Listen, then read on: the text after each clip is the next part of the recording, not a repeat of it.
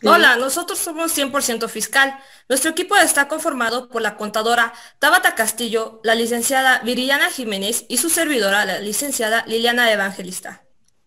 Hoy aprenderemos sobre asamblea de socios accionistas en las asambleas de socios mercantiles. Comenzamos. Ok, como sabemos, en las sociedades existen diferentes tipos de asambleas y ahorita les hablaremos un poco al respecto. Vamos a comenzar por el concepto de asamblea. ¿Qué es una asamblea? Víctor Castrillón considera que la asamblea constituye el órgano de decisión de la sociedad, cuyos acuerdos deben ser cumplidos y ejecutados por la administración, y define a través del voto el rumbo de la sociedad, debiendo enmarcar su actividad en los estatutos o la propia ley.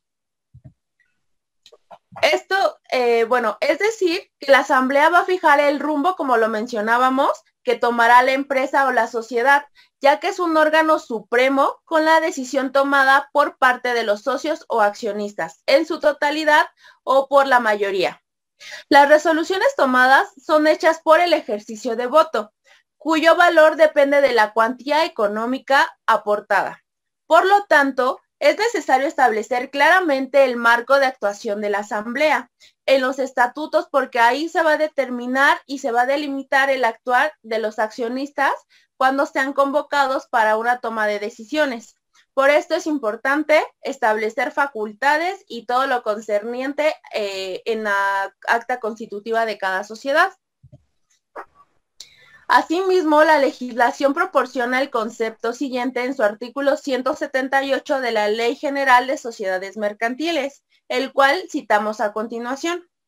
La Asamblea General de Accionistas es el órgano supremo de la sociedad, en la cual se va a poder acordar y ratificar todos los actos y operaciones de esta, y sus resoluciones serán cumplidas por la persona que ella misma designe, o a falta de designación por el administrador o el consejo de administración. En los estatutos se podrá prever que las resoluciones tomadas fuera de asamblea por unanimidad de los accionistas que representen la totalidad de las acciones con derecho a voto o de la categoría especial de acciones de que se trate, en su caso, tendrán para todos los efectos legales la misma validez que si hubiesen sido adoptadas reunidos en asamblea general o especial, siempre que se confirmen por escrito. Eso es muy importante, deben constar en un documento oficial. En lo no previsto en los estatutos será aplicables en lo conducente. En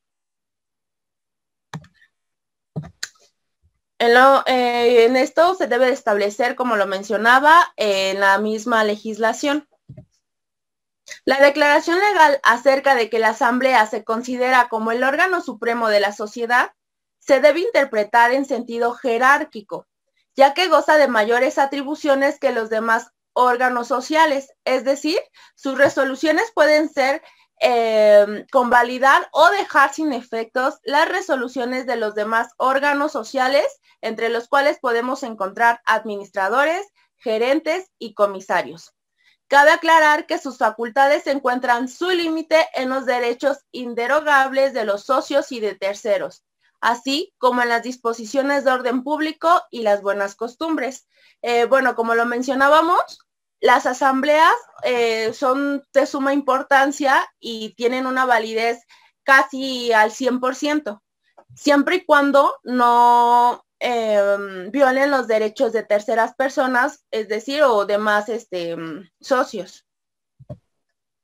Entre las características del concepto de asamblea vamos a encontrar que no hay otro órgano de mayor jerarquía, como lo mencionábamos. El segundo va a representar para los socios la posibilidad de ejercer su soberanía. El tercero va a regular, para regular debe de convocarse, aunque en esta podemos encontrar alguna excepción, cuando sin previa convocatoria existan o se presenten la mayoría o en su totalidad los accionistas. Cuarta, las resoluciones deben respetarse aún para quienes no estuvieron de acuerdo. Quinta, pueden ser de varias clases que posteriormente vamos a ir desarrollando en el transcurso de esta plática. Sexta, de sus decisiones depende el funcionamiento de la empresa. Séptima, sus facultades están limitadas a la ley y a los estatutos. Octava, va a ser transitoria, es decir, no va a permanecer. Novena, tiene carácter de colegiada. Como lo mencionábamos, existen varias clases de asamblea, entre las cuales vamos a encontrar la asamblea constitutiva, la asamblea ordinaria, asamblea extraordinaria, asamblea especial, asamblea totalitaria y asamblea mixta. Vamos a comenzar hablando de la asamblea constitutiva. Las sociedades anónimas específicamente pueden constituirse según el artículo 90 de la Ley General de Sociedades Mercantiles, y esta será de dos formas: por comparecencia ante fedatario público de las personas que otorguen la escritura o póliza correspondiente, esto de acuerdo al artículo 6 de la Ley Federal de la Correduría Pública, o la segunda forma, que es por suscripción pública. En la Asamblea Constitutiva, asimismo, el artículo 100 de la Ley General de Sociedades Mercantiles nos establece que se va a ocupar, primero, de comprobar la existencia de la primera exhibición prevenida en el proyecto de estatutos. Segundo, de examinar y en su caso aprobar el avalúo de los bienes distintos del numerario que uno o más socios hubiesen obligado a aportar. Los suscriptores no tendrán derecho a voto con relación a sus respectivas aportaciones en especie. Tercero, va a deliberar acerca de la participación de los fundadores que se hubiera reservado en las utilidades. Y cuarto, va a ser el nombramiento de administradores y comisarios que hayan de funcionar durante el plazo señalado por los estatutos, con la designación de quienes de los primeros han de usar la firma social. Como lo mencionaba, esta es la base de una sociedad. Aquí vamos a establecer todos y cada uno de los derechos, límites, obligaciones, tanto socios como accionistas, y pues posteriormente podemos establecer qué se va a tratar en cada asamblea. El artículo 101 del mismo ordenamiento nos menciona que aprobada la Asamblea General, la constitución de la sociedad va a proceder a la protocolización, que esta es una parte importante en este proceso. Asimismo, se va a registrar el acta de la Junta y de los estatutos.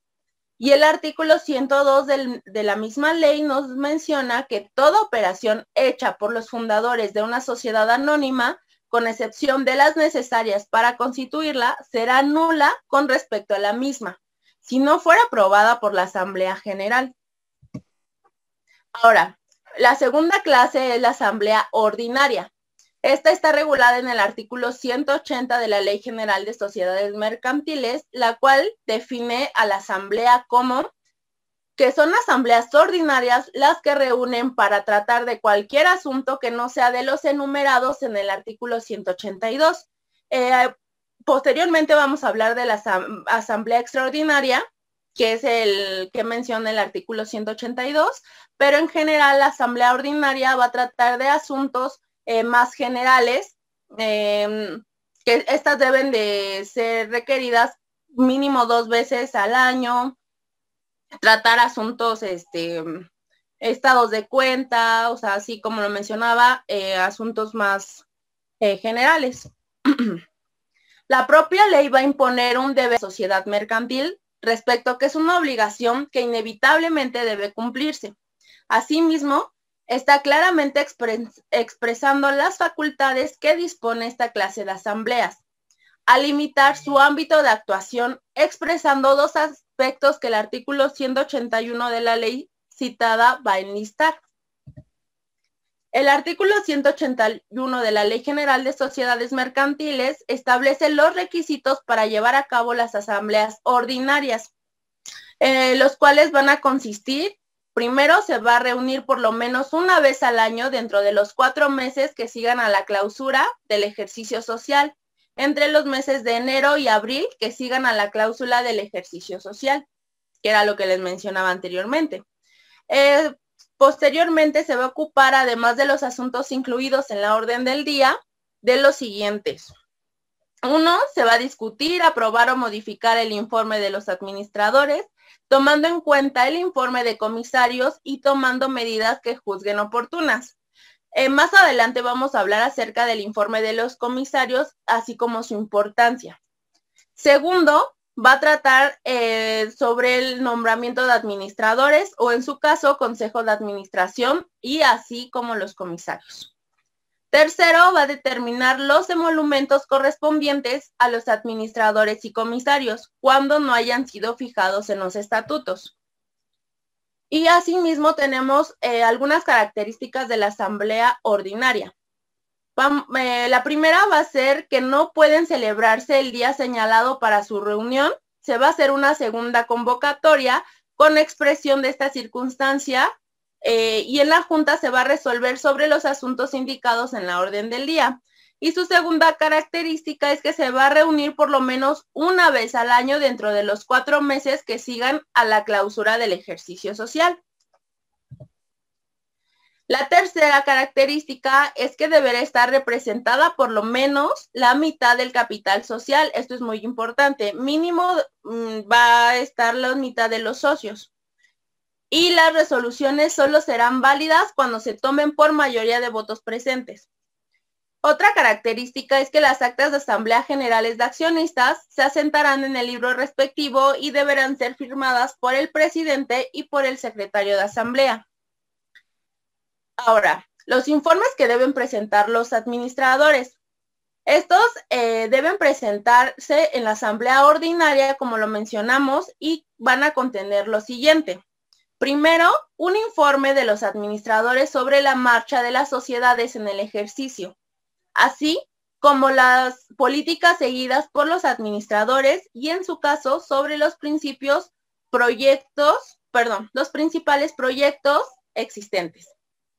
El segundo va a ser un informe en el que se va a declarar y explicar las principales políticas y criterios contables y de información seguidos en la preparación de información financiera. Y el tercero es un estado que muestre la situación financiera de la sociedad a la fecha de cierre del ejercicio. En cuanto a este punto, los estados financieros, la norma de información financiera A5 nos establece elementos básicos. Esta nos menciona lo siguiente. El balance general es emitido tanto por las entidades lucrativas como por las entidades que tienen propósitos no lucrativos y se conforman básicamente por activos, pasivos y capital contable o patrimonio contable. Este último cuando se trata de entidades con propósitos no lucrativos únicamente. El cuarto estado es un estado que muestre debidamente explicados y clasificados los resultados de la sociedad durante el ejercicio. En cuanto al estado de resultados, la norma de información financiera citada establece que es emitido por las entidades lucrativas y está integrado básicamente por elementos como A, ingresos, costos y gastos, excepto aquellos que por disposición expresa de alguna norma particular forma parte de las otras partidas integrales según se define la NIF. Y segundo, la utilidad o pérdida neta. Derivado de lo anterior, la NIF A5 también establece que el estado de flujo de efectivo o en su caso, el estado de cambios en la situación financiera es emitido tanto por las entidades lucrativas como las que tienen propósitos no lucrativos. Ambos estados se conforman por elementos como el origen y la aplicación de recursos. El quinto estado va a ser un estado que muestre los cambios en las partidas que integran el patrimonio social, acaecidos durante todo el ejercicio. Por último, respecto a la NIF, del capital contable o patrimonio, se va a establecer que este estado financiero es emitido por las entidades lucrativas y se conforman por elementos como movimientos de propietarios, creación de reserva y la utilidad o pérdida integral. Esperamos que sea de tu agrado este contenido. Cualquier duda o aclaración, escríbenos en nuestras redes sociales. Capacitando para el futuro.